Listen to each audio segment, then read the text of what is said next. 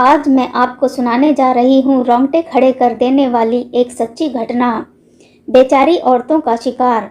आज हम आपको जिस औरत की कहानी सुनाने जा रहे हैं वो आसपास दिखने वाली अधेड़ उम्र महिलाओं की तरह ही थी, लेकिन उसकी आंखें हर वक्त एक ऐसा शिकार ढूंढती रहती जिससे वो मौत की नींद सुला दे। छोटी सी उम्र में उसकी शादी एक टेलर से हो गई।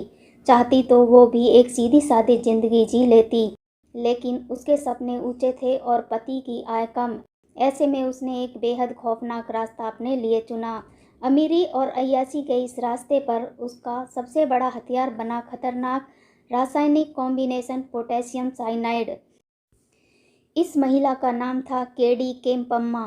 बहुत से लोग इसके बारे में नहीं जानते होंगे, लेकिन आज इसके कारनामे सुनकर आप इसे भूल भी नहीं पाएंगे। ये पहली महिला सीरियल किलर थी जिसने अपराध को लेकर लोगों के सोचने का नज़रिया ही बदल कर रख दिया। उसके खौफनाक अपराधों का सिर्फ एक मकसद था, मज़े की ज़िंदगी। दुखियारी महिलाओं को ताड़ लेती थी केम्पम्मा। शादी ब्याह के बाद जहां लड़कियां गृहस्थी में उलझ जाती हैं, वहीं केम्पम्मा अपने टेलर पति के साथ साधारण जिंदगी नहीं जीना चाहती थी। उसने चिट फंड का बिजनेस भी शुरू किया, लेकिन बात नहीं बनी।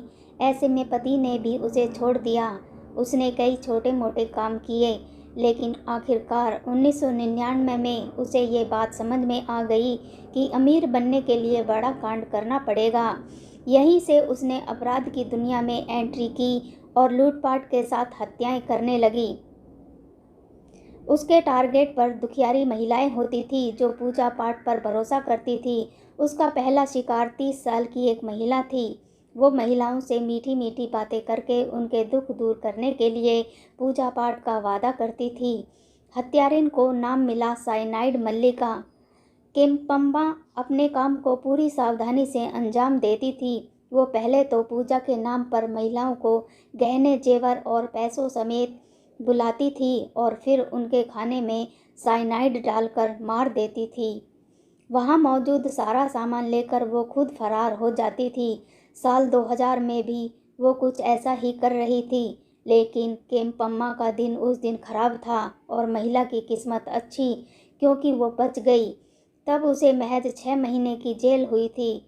जेल से बाहर आकर फिर शुरू किया कांड इस शातिर औरत ने। साल 2007 तक तमाम महिलाओं को बच्चा होने से लेकर शादी ठीक करने तक का झांसा देकर अपना शिकार बनाया।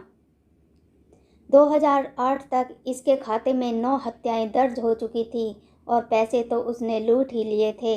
आखिरकार जब पुलिस ने सारे तार जोड़े तो इसके पीछे 45 साल की हो चुकी केडी केम्पम्मा यानी साइनाइड मल्लिका का हाथ मिला। वो एक और वारदात के बाद भाग ही रही थी कि पुलिस ने उसे पकड़ लिया। उसने पहले तो खूब कहानियां बनाई, लेकिन बाद में अपना गुनाह कबूला। हैरानी की बात यह है कि ज़्यादातर सीरियल किलर्स की तरह इसे कोई मानसिक रोग नहीं था, सिर्फ अमीर बनने की चाह थी। यह कहानी आपको कैसी लगी हमें ज़रूर बताइए। कहानी अच्छी लगी हो तो लाइक शेयर करना नहीं भूलें। चैनल को सब्सक्राइब ज़रूर करें। कहानी सुनने के लिए आपका बहुत बहुत धन्यवाद।